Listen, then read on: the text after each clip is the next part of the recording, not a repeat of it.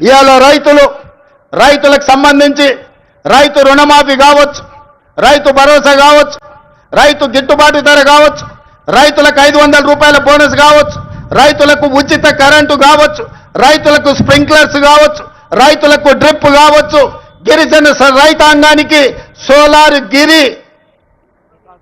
గిరి వికాసంలో సోలార్ పంపు సెట్లు కావచ్చు. దేని మీద నువ్వు చర్చ చేస్తావు?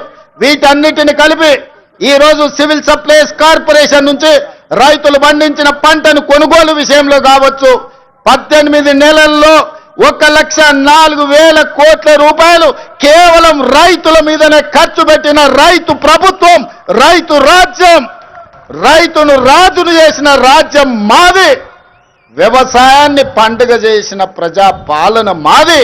చర్చ చేయడానికి నువ్వు సిద్ధంగా ఉన్నవా చంద్రశేఖరరావు గారు అని నేను అడుగుతూ నీ వేదిక మీద నుంచి